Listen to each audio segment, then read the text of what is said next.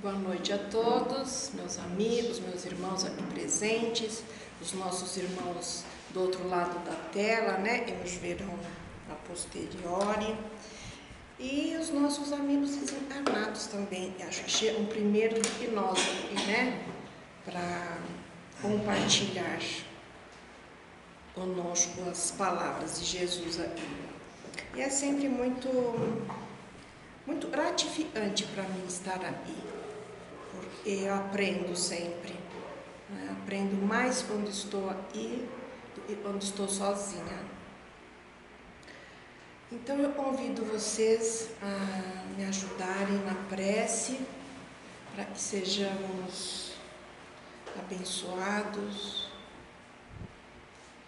rogando ao Pai Criador todo o seu amor, a Jesus, nosso Mestre, a sua misericórdia, ao nosso anjo de guarda, o seu abraço tão aconchegante, tão necessário. Pedimos também a presença dos nossos espíritos afins, que nos impulsionam a melhorar. Aos mentores desta casa nós temos muita gratidão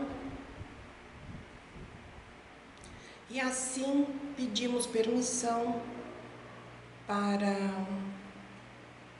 abrir o trabalho desta noite e se faz da palestra pública, da tomada de passe e da recepção da água fluidificada. Sendo assim, demos graças a Deus. Assim seja. E hoje, meus irmãos, eu vou falar ainda do livro Boa Nova, né? Porque aí tem muito que aprender, né? Eu iria um outro tema, mas só no final nós vamos falar sobre isso. Então, aí no capítulo 4 deste livro, vai falar sobre a família Zebedeu.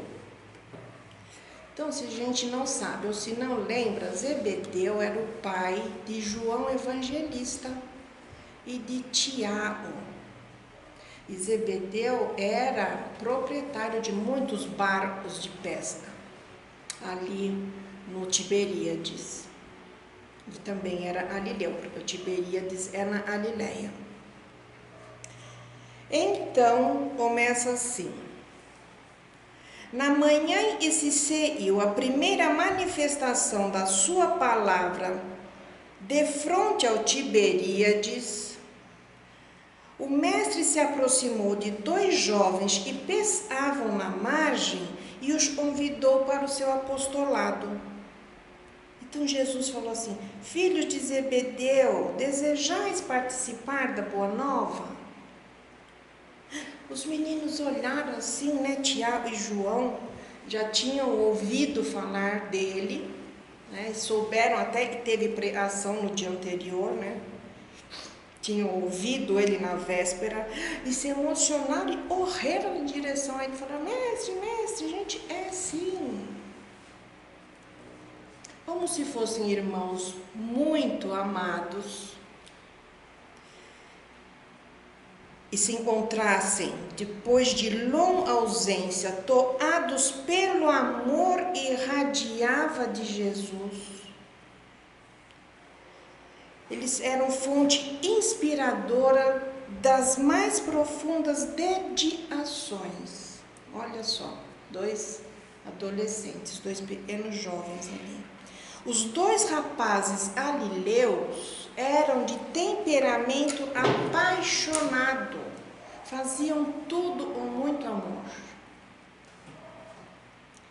Eram profundamente generosos. Então, eu já abri um parênteses para a gente saber assim, né? Vocês devem lembrar que nas leituras que a gente faz, sempre vem assim: ah, mas Jesus é da Galileia, o que poderia vir de bom da Galileia, né? Então eu fui pesquisar, era isso. Então, a Galileia é bem longe de Jerusalém. E ela já é uma cidade longe, e por ser longe, nem todos podiam ir sempre a Jerusalém fazer os estudos das leis da Torá.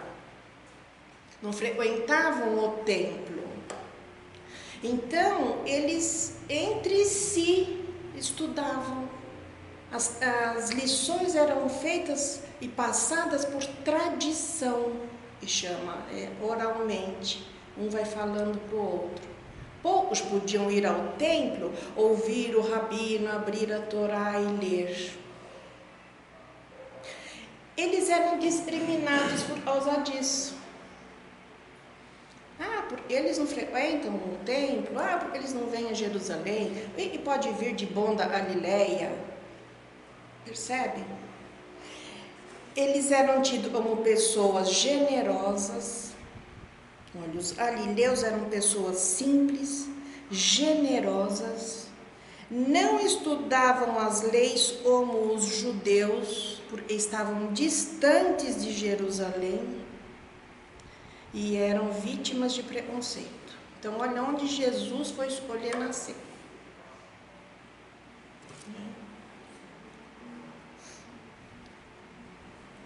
Então, disse os dois rapazes galileus.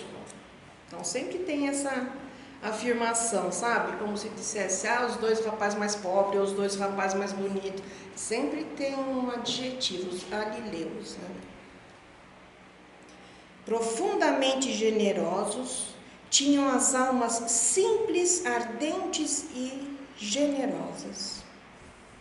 João tomou a mão do Senhor e beijou afetuosamente, enquanto Jesus lhe acariciava os anéis de cabelo.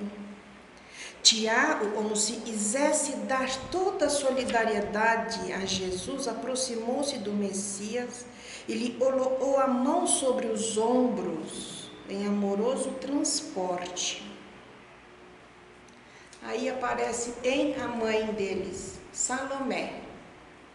Quando Salomé viu ali os meninos e o Galileu ali, o Jesus, né, na frente da casa delas, apesar de bondosa e sensível, quando ela viu aquilo, ela recebeu essa visão com um pouco de receio, um pouco de cuidado. Porque então Jesus já era tido como um arruaceiro ali. Ele que não está mais acompanhando a família, né? Ele que está preando. Então já foi visto assim com um pouco de cuidado.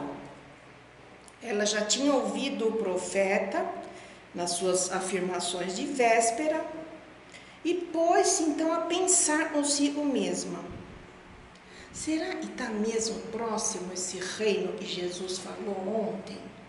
E se for verdade isso?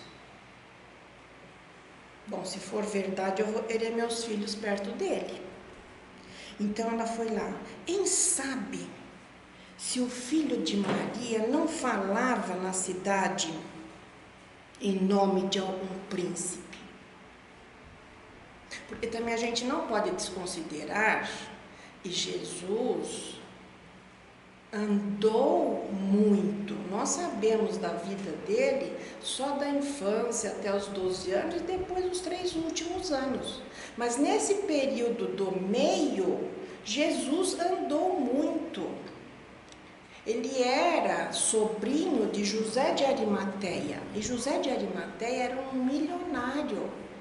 Aliás, diz que José de Arimateia criou o primeiro banco no mundo. Porque como ele era muito rico, né, e tinha muitas relações pelas Índias, por todo o Oriente, até pelas Álias, né, no Egito.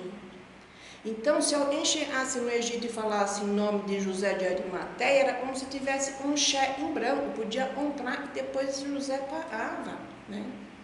Então, José de Arimateia, sendo tio de Jesus, levava ele junto nessas excursões.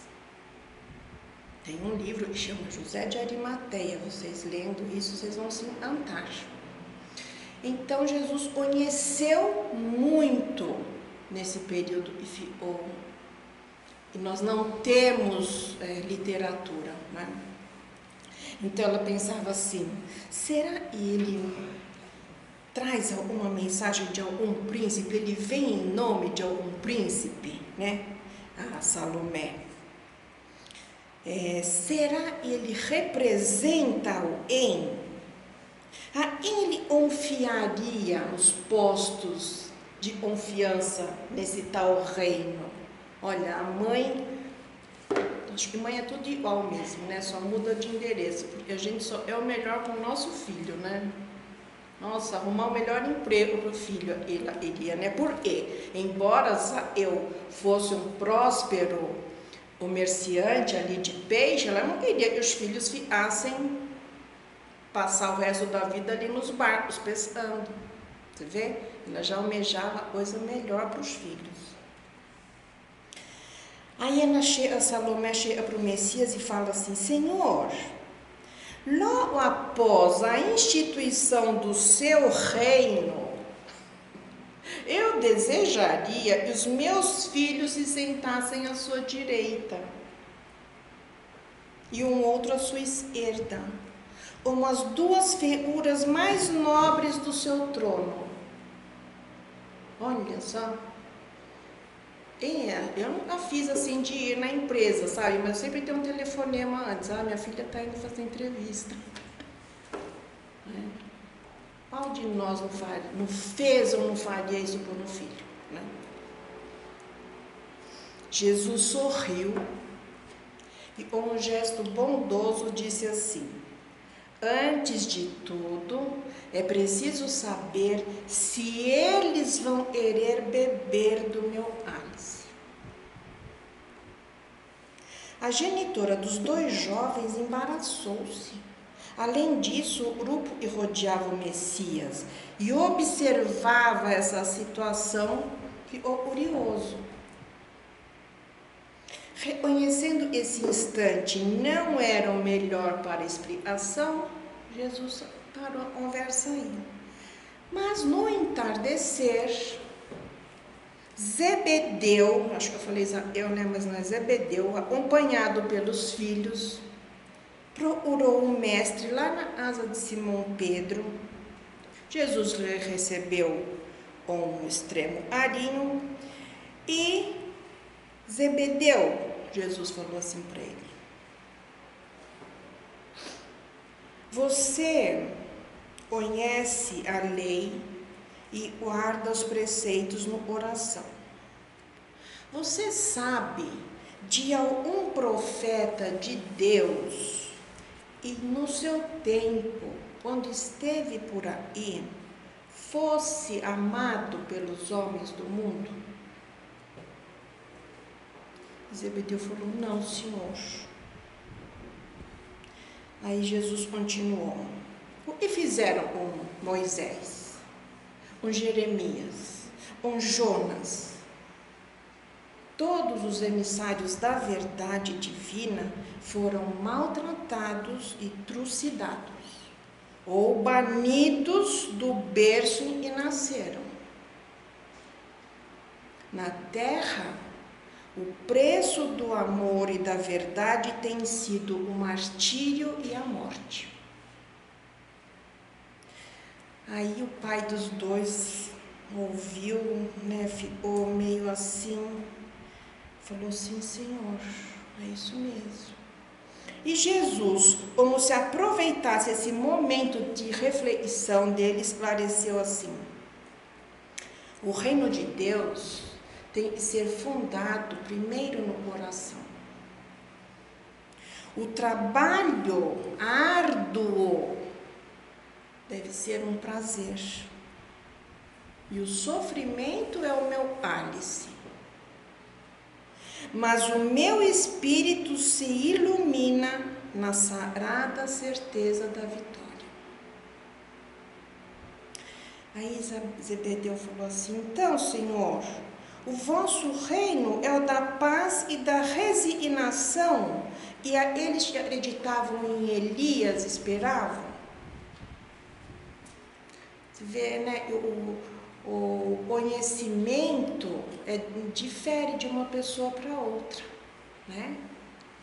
Aí Jesus, um sorriso bom também, disse assim: olha, pessoal, a paz da consciência pura e a resignação suprema à vontade do meu Pai são do meu reino.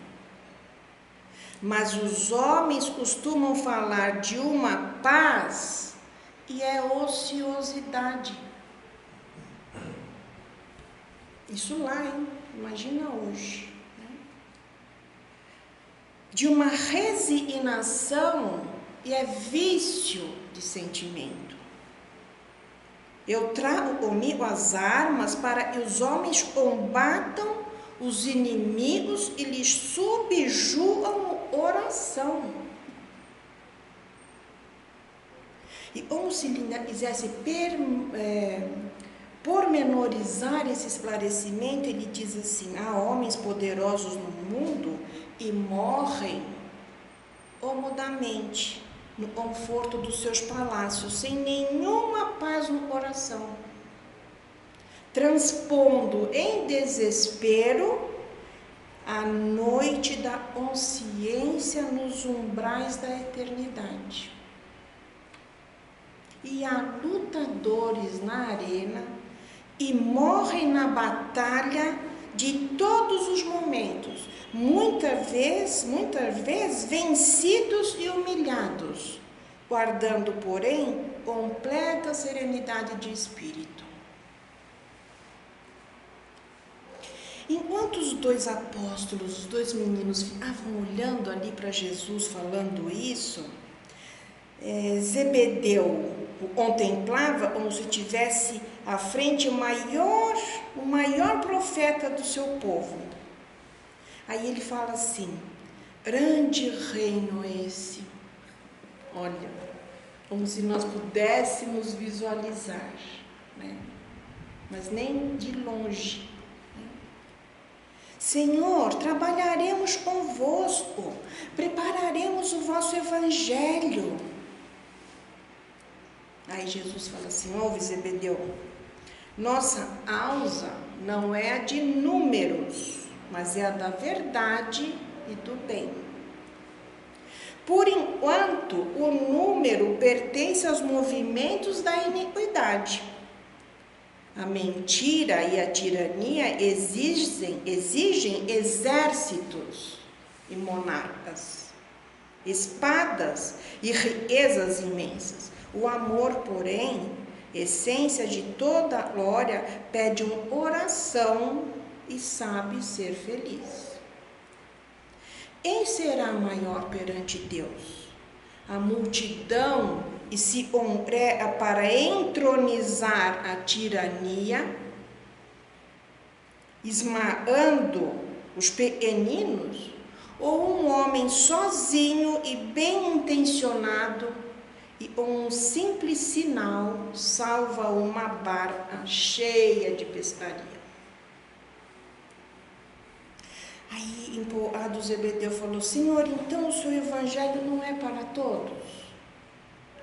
Ele disse: em verdade, eu lhe digo, e a mensagem da Boa Nova é excelente para todos. Contudo, nem todos os homens são ainda bons e justos para com ela.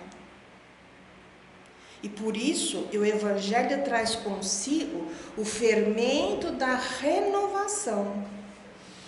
E é ainda por isso eu deixarei o júbilo e a energia com as melhores almas dos meus discípulos. E aí ele já está anunciando e os discípulos devem dar continuidade ao que ele veio fazer. Ele não ia completar o que ele veio fazer.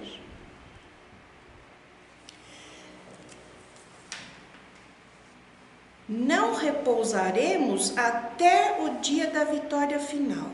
Não nos deteremos numa falsa contemplação de Deus, porque o Pai nos falará através de todas as criaturas trazidas à boa estrada. Estaremos juntos na tempestade, porque aí a sua voz se manifesta, e alegrar-nos-emos nos instantes transitórios da dor também. Vem, meus filhos, estou nos teus sofrimentos. Vem, filho meu, ele disse, estou nos teus sofrimentos como a luz nos teus ensinos. Jesus guardou silêncio por alguns instantes. João e Tiago se aproximaram deles, magnetizados pelo seu olhar energético e animoso. Zebedeu, como se não pudesse resistir à própria emoção, fecha os olhos e, com o peito oprimido, derrama lágrimas.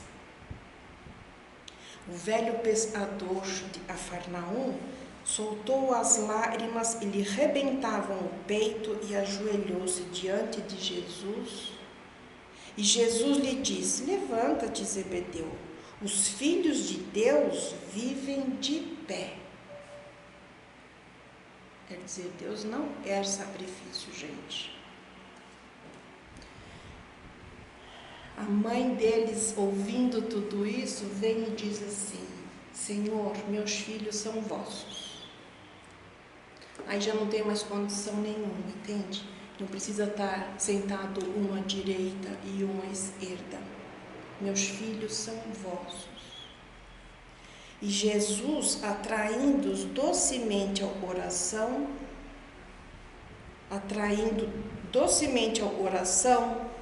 Zebedeu afaga-lhe os cabelos brancos e diz: chora, meu filho, chora, Zebedeu, porque as tuas lágrimas de hoje são formosas e benditas. Você temia a Deus, agora você ama a Deus. Estavas perdidos no seu raciocínio humano sobre a lei. Agora você tem a lei no seu coração, como fonte de fé viva. O que eu iria trazer hoje era falar sobre o conhecimento. Isso ficou na minha mente já desde a última vez que eu estive com vocês. E chegou até mim pela TV uma propaganda, acho que é do canal Futura, vocês devem ter visto. São pessoas que vão se sentando e vão colocando eletrodos nelas, assim, na cabeça, e começa a passar uma tela. E então a propaganda é essa: quanto mais conhecimento você vai adquirindo, sua mente se expande. As ondas cerebrais se movimentam. Essa é a propaganda da TV Futura. Eu falei, isso tem sentido. O que é o conhecimento? A gente fala, nós não tínhamos nenhuma informação, hoje a gente tem muita informação e se sabe tão pouco. Então a informação é diferente de conhecimento. Nós precisamos nos informar para adquirir conhecimento. Só a manchete do jornal, ou só aquela mensagem que chega pelo celular, sabe? E não estudar aquilo, nós vamos entrar no caminho errado. Quantas vezes mães ficam assim, escola eu vou pôr meu filho. Aquela escola é boa, porque eu ouvi falar bem, porque tem boas referências. Realmente, pode ter boas referências. Mas o que é que traz a referência da escola? É só os alunos que passam no vestibular? É só os pontos que ela tem no MEC? Tem que se informar. Eu conheço pessoalmente escolas e são assim, mas o mesmo número de alunos que passam no vestibular é o número de alunos que têm depressão e tentam suicídio. Porque eles só precisam ser bons, eles têm que tirar nota, eles têm que passar. Então tem que se informar e ter conhecimento para tomar decisão. Então, olha, eu fiz questão de procurar, para não dizer isso é assim, eu estou falando. Então, assim, olha, você procura lá, e a informação? É um conjunto de dados e permite tomar decisões tendo em conta, e você vai fazer uso racional para o seu conhecimento. Olha, gente, então podemos ter muita informação, mas temos que olhar e fazer uso racional para ganhar conhecimento. E conhecimento é aprender por meio da razão, da experiência e da razão.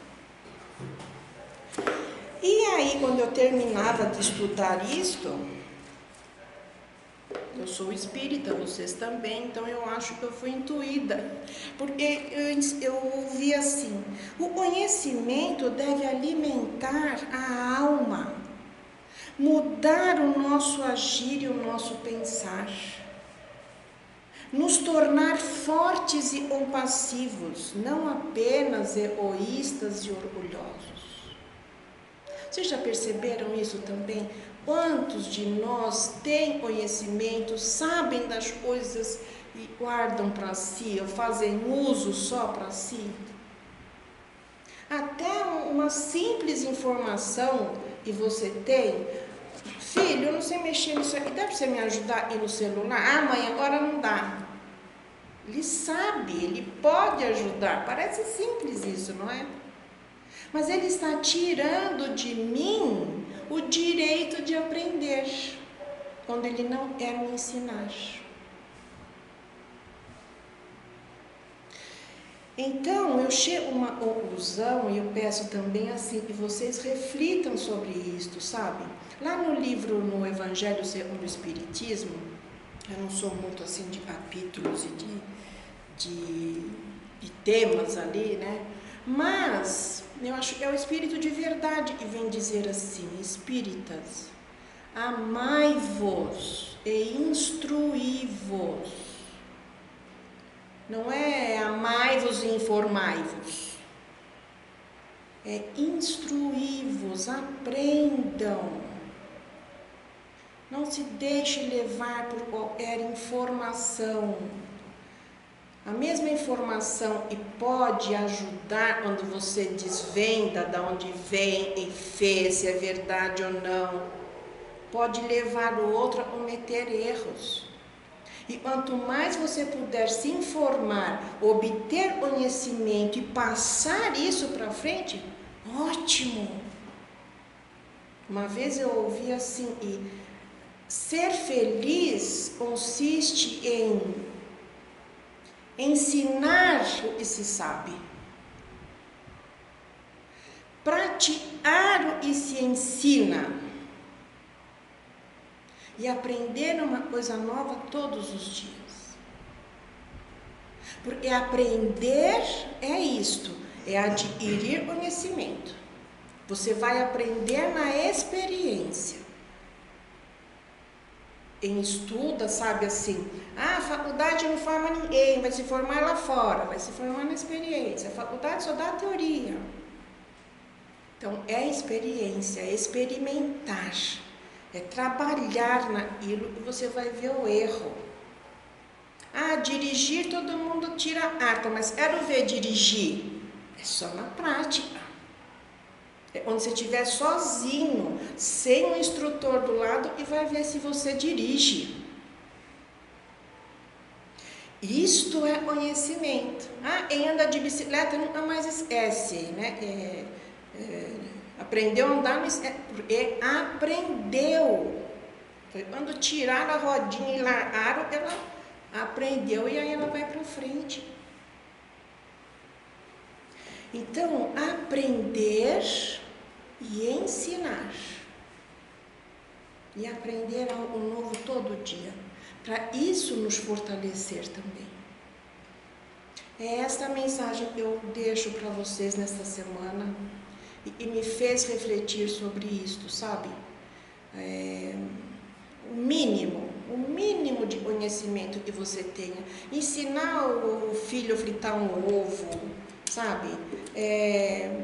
Ensinar o outro a lavar a mão antes de vir comer. Ou, não sei, gente, o mínimo que você puder ensinar. Ao outro ser amoroso, ao outro ser generoso. Porque ninguém nasce sabendo, a gente diz, né? A gente vai despertando as memórias. Mas, se tiver alguém que possa nos ajudar a despertar as memórias, né? Seria tão bom se a gente aprendesse com o exemplo do outro, né? Só um exemplo, mas não, nós precisamos experimentar. Então é esta reflexão que eu deixo para vocês esta semana, com a gratidão de vocês estarem juntos hoje aqui. Vamos então fazer nossa prece de encerramento, agradecendo a Jesus por mais esta oportunidade. E Senhor, eu não tenho nada para pedir, a não ser e me fortaleça. E fortaleça cada um de nós aqui presente hoje, encarnados e desencarnados. E nos fortaleça a prosseguir. A prosseguir. A vida é um eterno caminhar, não é para frente, para cima, não é para o alto. Então, gratidão sempre por todas as bênçãos recebidas em todos os dias das nossas vidas. E pedir para que nos fortaleça e não nos deixe esmorecer perante os desafios trazidos, né? E não iramos fazer a nossa vontade ao invés da sua, e possamos perdoar na mesma medida em que nós pedimos o perdão para nós. E assim, com o coração repleto desta gratidão e desta compreensão, e eu peço para encerrar o trabalho desta noite. Graças a Deus, assim seja. Obrigada, boa noite a todos.